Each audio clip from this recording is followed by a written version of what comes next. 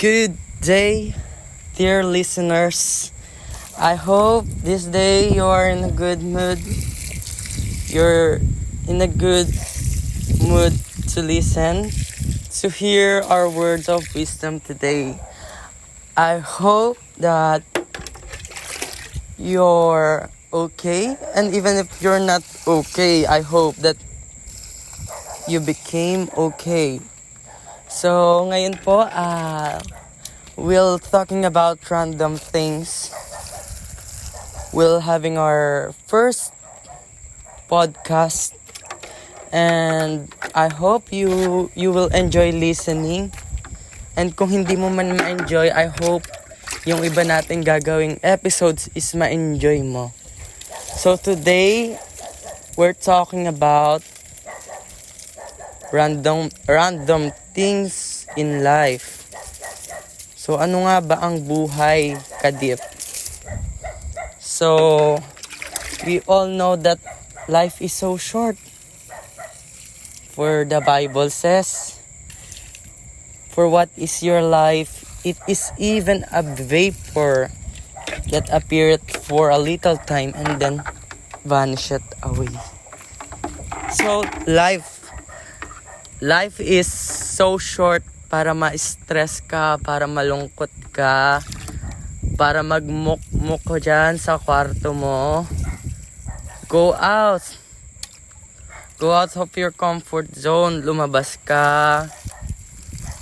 I-enjoy mo yung nature that is given by God. So, create yan ng Diyos para gamitin sa ating buhay.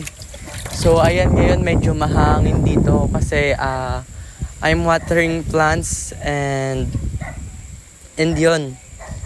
I enjoy gardening today. As you all know, I suffered from depression with psychotic features. Maybe gagawa natin ng ibang podcast yan. Pero yun, I hope na okay ka. I hope na even you're not okay, I hope na maging okay ka. Kasi it's not good to be sad. To be sad always. It's not good to suffer all time. Though God hinahayaan ng Diyos na mag-suffer tayo. Pero may lesson sa suffering natin after that suffering. Katulad ng grapes, di ba? Ang grapes, bago siya maging isang mamahaling wine, ay pinipiga, dumadaan sa process, and hindi madali yung process na yun. So, ganun din sa atin sa buhay natin, mga kadip, na though there are struggles, trials, challenges that we are facing, let's all focus our mind and heart to Jesus Christ. Kasi siya lang yung sagot sa lahat ng katanungan natin, mga kadip. So ayan, kung naririnig nyo, medyo maingay yung timba natin kasi nga nagdidilig ako. And etong pag-record ko na to is very unexpected to, guys. Hindi ko to pinlano, and I hope na we have learnings today. Kasi dyan naman tayo mas natututo pag nakikinig tayo, di ba? Hindi lahat ng bagay ay alam natin. May mga kakulangan tayo, kaya importanteng makinig tayo. So, ayun lang mga kadip. I hope you enjoy listening in our short podcast episode. So, this is all about our life, random things about our life. If you have questions, if you have suggestions or topics that you wanted to tackle, just let me know so that we can make another episode and mapag-usapan natin yan.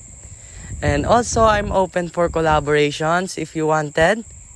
We can record some podcast and I'm looking forward to all of you guys na mas mag-improve tayo, mas mag-strive tayo sa buhay.